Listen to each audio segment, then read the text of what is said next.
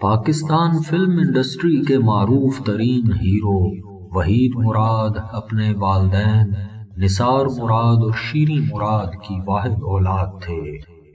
وہ 2 اکتوبر 1938 کو British India اور موجودہ پاکستان کے شہر سیالکوٹ میں پیدا ہوئے۔ انہوں نے لارنس کالج مری اور میری کولاکو اسکول کراچی سے ابتدائی تعلیم حاصل کرنے کے بعد S M arts college Karachi سے گریجویشن کی اور پھر کراچی یونیورسٹی سے انگلش لٹریچر میں ماسٹرز کی ڈگری حاصل کی۔ 1960 اور 70 کی دہائیوں میں پاکستانی سینما پر چھائے رہنے والے وحید مراد نے 125 فلموں میں کام کیا اور ان کو چاکلیٹی ہیرو کا نام بھی دیا گیا۔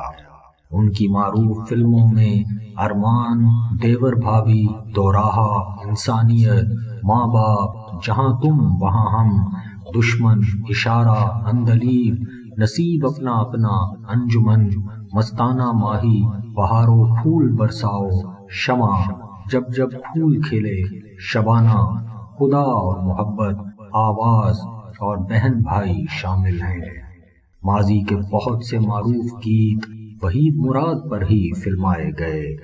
وحید مراد نے اپنے 25 سالہ فلم کیریئر میں عروج و زوال کے کئی مراحل دیکھے۔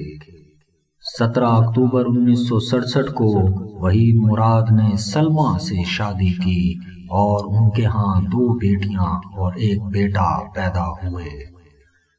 جولائی 1983 میں وحید مراد کو ایک حادثہ پیش آیا جب وہ تیز رفتاری سے گاڑی چلاتے ہوئے ایک درخت کے ساتھ ٹکرائے، جس کے نتیجے میں ان کے چہرے پر شدید زخم آئے۔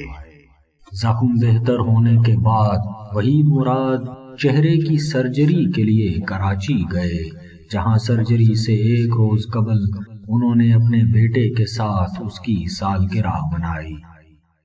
اگلی صبح جب دیر تک وحید مراد اپنے کمرے سے باہر نہ آئے تو کمرے کا دروازہ توڑا گیا۔ وحید مراد کئی گھنٹوں پہلے انتقال کر چکے تھے۔ 23 نومبر 1983 کو انتقال کے وقت وحید مراد کی عمر صرف 45 سال تھی۔ وحید مراد کی قبر لاہور میں علی زیب روڈ پر گلبرگ قبرستان میں ہے، جہاں ان کو ان کے والد کی قبر کے قریب دفن کیا گیا۔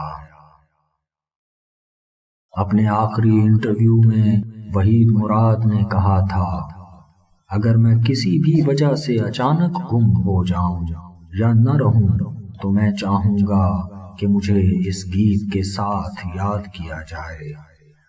بھولی ہوئی ہوں داستاں، گزرا ہوا خیال ہوں، جس کو نہ تم سمجھ سکے، میں ایسا ایک سوال ہوں۔